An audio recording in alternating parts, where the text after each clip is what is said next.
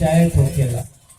माता बहनों भी अपना बेटिया के ब्याह के दिन रखेली तो महादेव के पहला देवता बैठावेली। माता बहनों के घर में जब शादी होखेला तो पहला न्योता महादेव के पठावल जाला और घरवा में जब सगुन उठेला तो माता बहन लोग इहे गीत लगावेली कि पूरा ही पात पर बैठेली गौरा जई शिव जी के होखेला बिया।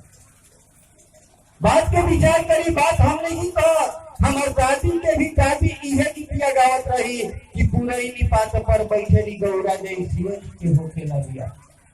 जब जब पेट कहता तब गौरा महादेव के याद करता नहीं, अपना मन में विचार करी कि जब जब पेट पड़ता तब तब महादेव की याद करता नहीं।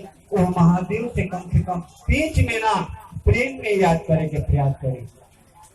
उहे महादेव के दया देखी कि उनके इच्छा से ए धरती पर जन्म भइल बा और उनके इच्छा से राउर पालन हो रहा बा और उनके इच्छा से राउर प्रस्थान हो जाए। जैसे गांव के बहुत सम्मानित आदमी बानी जेने चलत तनी राइफल बंदूक लेके 10-10 आदमी घूमत बाटे। जहाँ भी चलत तानी रोगा पीछे 150 आदमी चलत बाटे।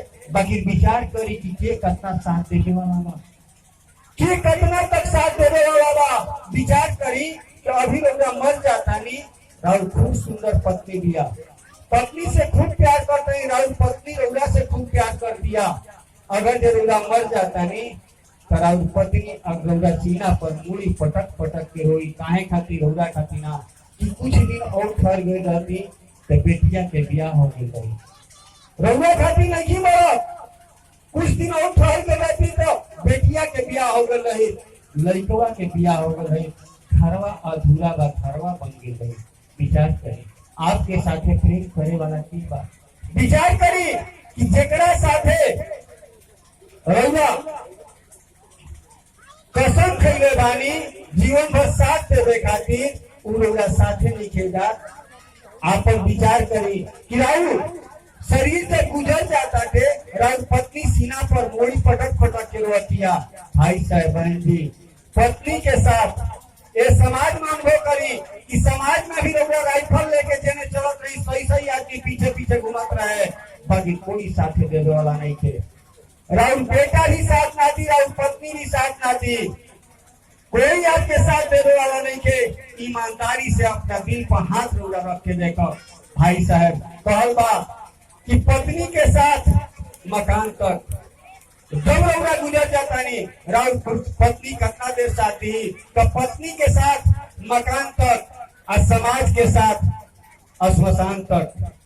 पत्नी के साथ मकान तक मेहरानी जौन दिया चौकट से बाहरी ना निकली, कोतनो माथा पीटत रही और समाज के लोग का करियन श्मशान पहुंचा दियन। कहल बा कि पत्नी के साथ मकान तक और समाज के साथ श्मशान तक और बेटा के साथ अग्निदान तक। बेटा के साथ अग्निदान तक एक आगे साथ देने वाला के बा।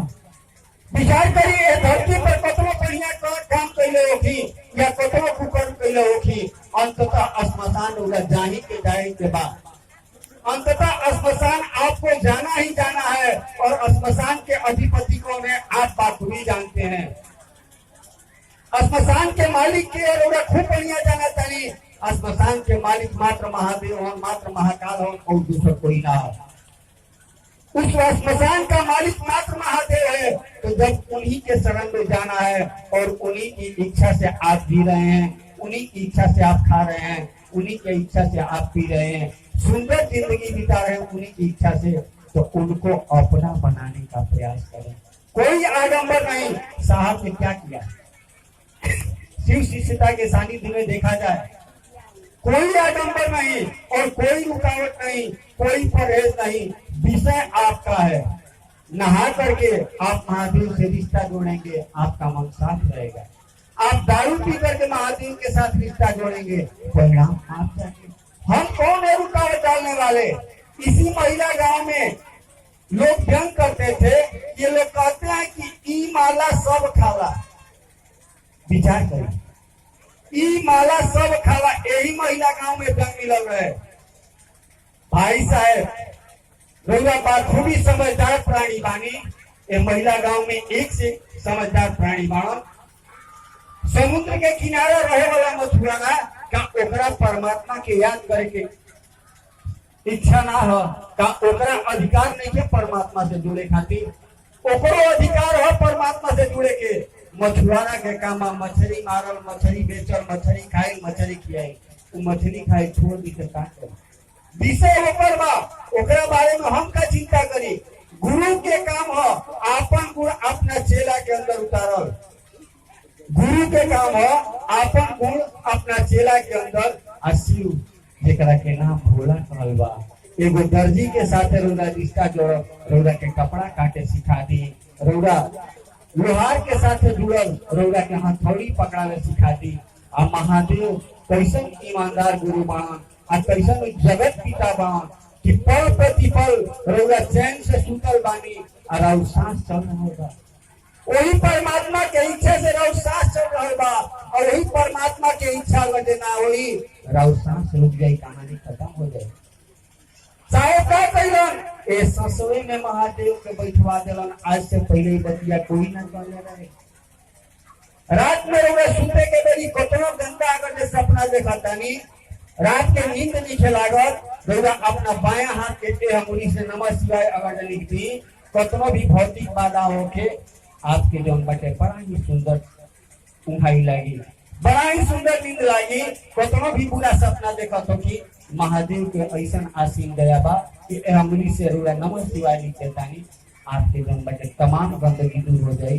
ऐसा नहीं बुझाई कि जैसे मातारी के गोई के